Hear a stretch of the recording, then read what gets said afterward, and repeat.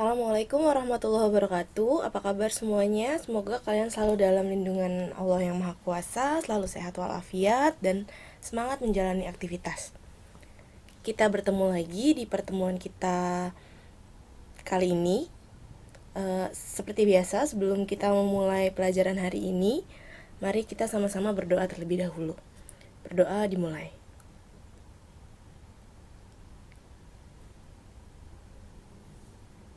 Berdoa selesai.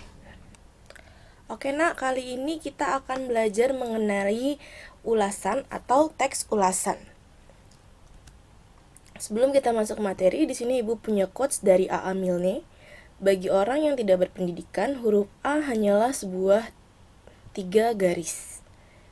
Ya.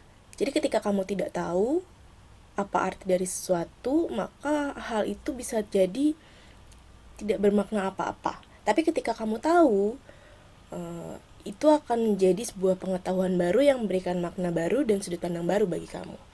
Maka jangan berhenti mencari tahu dan jangan berhenti belajar. Oke, di sini Ibu punya teks ulasan. Apa sih teks ulasan itu, Nak? Teks ulasan adalah teks yang berisi pendapat, penilaian atau ulasan terhadap suatu karya. Jadi, misalnya kamu melihat suatu karya atau kamu menikmati suatu karya dan kamu ingin menyampaikan pendapat atau penilaian kamu terhadap karya itu. Maka apa yang kamu tulis itu kita sebut sebagai teks ulasan.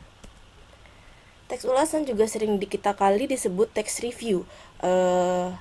Review ini perbedaannya hanya masalah bahasa aja ya nak. Kalau ulasan itu dia bahasa Indonesia, kalau review dia bahasa Inggris. Nah, ada juga resensi. Tapi kalau untuk resensi ini dia hanya khusus pada buku. Jadi ada 3 nama di sini: ulasan, review, dan resensi. Ulasan bahasa Indonesia, review bahasa Inggris, resensi khusus untuk buku. Tapi secara isi mereka sama saja. Secara substansi sama saja. Hanya beda di bahasa dan objek yang diulas. Nah, di sini Ibu punya jenis beberapa karya yang bisa diulas, misalnya buku, film, lukisan, lagu, barang, atau produk ya.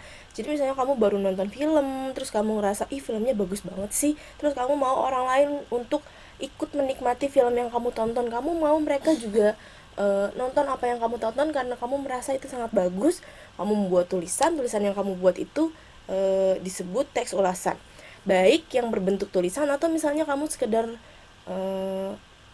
bikin video, misalnya bikin video review, bikin video ulasan, itu juga termasuk dalam ulasan ya nak. Hanya saja bedanya yang satu berbentuk tulisan, yang satu berbentuk lisan. Nah, sejatinya segala macam karya atau segala macam objek di dunia ini tuh bisa kita ulas. Kayak tadi di sini kan ada barang atau produk atau barang atau jasa ya. Kita mengenal kalau dalam ekonomi itu ada barang atau jasa. Apa bedanya barang dan jasa? Kalau barang itu dia bisa kelihatan langsung bentuknya seperti apa, kalau jasa itu dia tidak kelihatan bentuknya seperti apa. Nah, barang itu semua hal yang berbentuk ya, misalnya tas, baju, makanan, sepatu, segala macem. Sementara jasa itu biasanya yang ditawarkan adalah tenaga, misalnya kita kenal abang Gojek ya, atau guru juga dia yang ditawarkan adalah jasa, dokter juga yang ditawarkan adalah jasa. Jadi dia tidak kelihatan bentuknya seperti apa, tapi tetap bisa kita buat ulasannya, tetap bisa kita buat reviewnya. Nah, ada 2 hal penting yang harus ada di dalam teks ulasan, yaitu kelebihan dan kekurangan. Jadi kelebihannya karya ini apa sih? Kelebihannya film ini tuh apa sih? Yang bagus dari film ini itu apa? Yang jelek dari film ini itu apa? Nah, kedua hal ini kamu masukkan ke dalam teks ulasan sehingga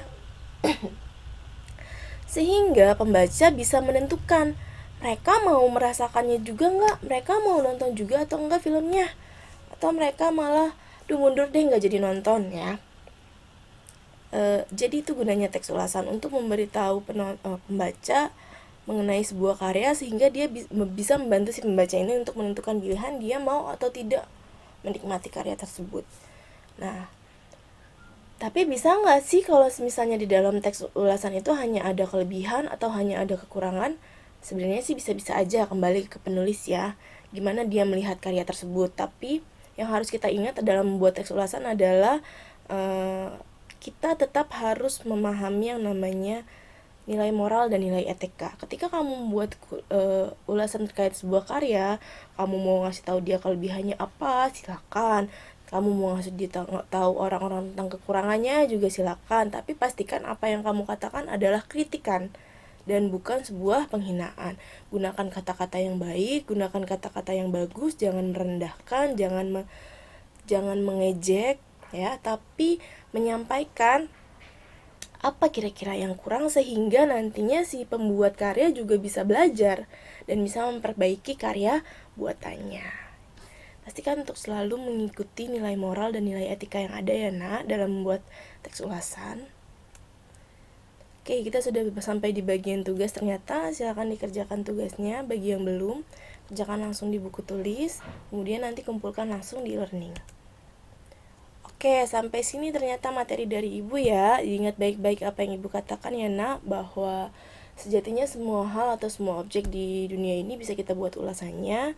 Dan dalam membuat ulasan kita harus tetap memperhatikan nilai moral dan etika. Sampai situ saja apa yang Ibu sampaikan hari ini. Semoga apa yang Ibu sampaikan jadi berkah untuk kita semua ya nak. Terima kasih sudah mendengarkan. Wassalamualaikum warahmatullahi wabarakatuh.